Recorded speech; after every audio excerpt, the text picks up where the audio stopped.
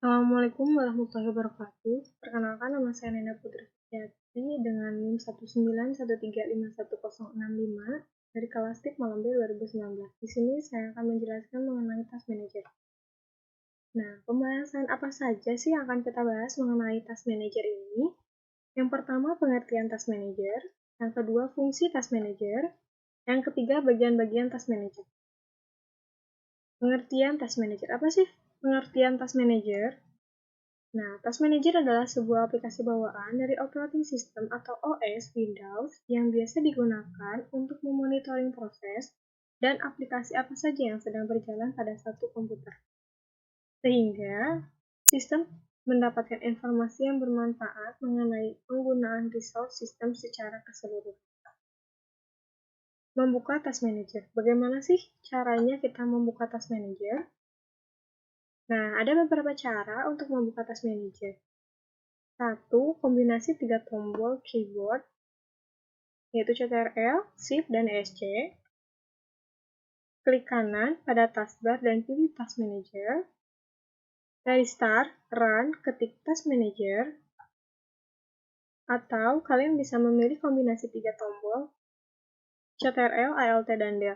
Nah, dari keempat pilihan ini, kalian bisa memilih salah satunya untuk membuka Task Manager. Selanjutnya, fungsi Task Manager. Apa sih fungsi Task Manager itu?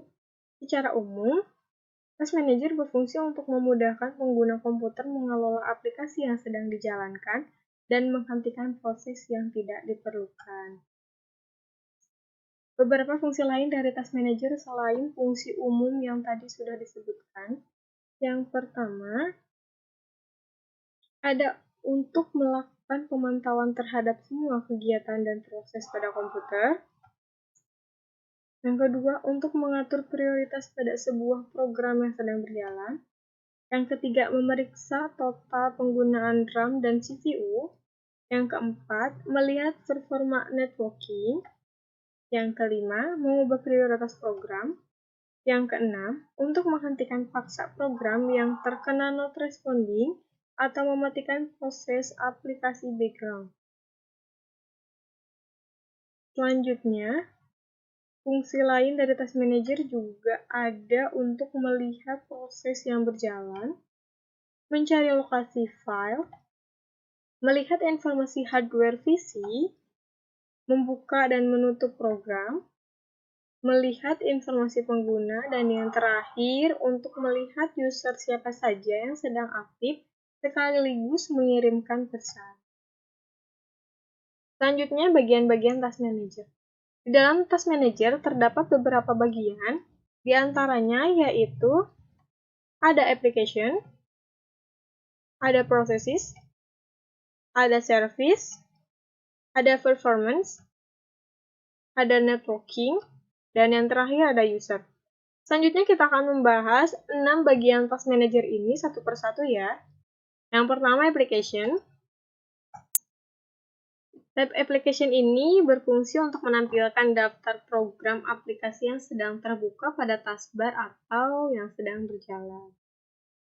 Di application ini terdapat tombol End Task yang berfungsi untuk mengakhiri atau menutup program aplikasi dan cara alternatif untuk menutup program aplikasi yang macet atau not responding karena gagal ekstrak oleh operating system atau Windows.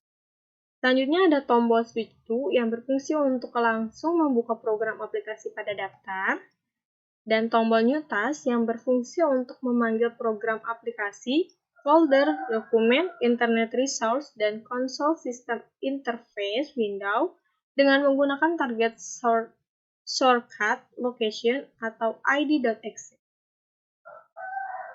Nah, tombol-tombol ini berada di bawah di sebelah kanan ya. Selanjutnya yaitu processes.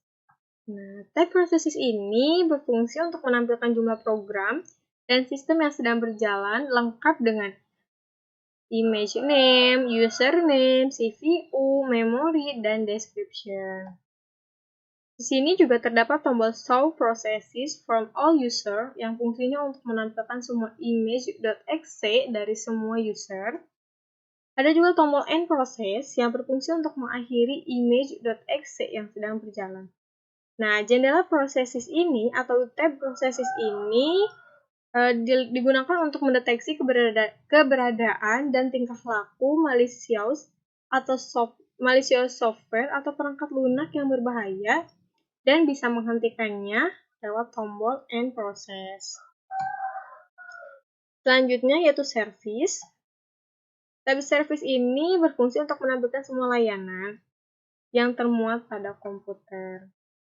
Nah, salah satunya atau sub dari tab service ini menampilkan nama service, ada PID yang menampilkan nomor identitas service, ada description yang menampilkan deskripsi singkat tentang service, ada status yang menunjukkan run atau stop, ada juga grup yang menunjukkan grup tiap-tiap service, dan terdapat tombol service di bagian kanan bawah yang berfungsi untuk langsung masuk ke konsol service jika ada keperluan tingkat lanjut dari setup tiap-tiap service pada bagian extend maupun standar.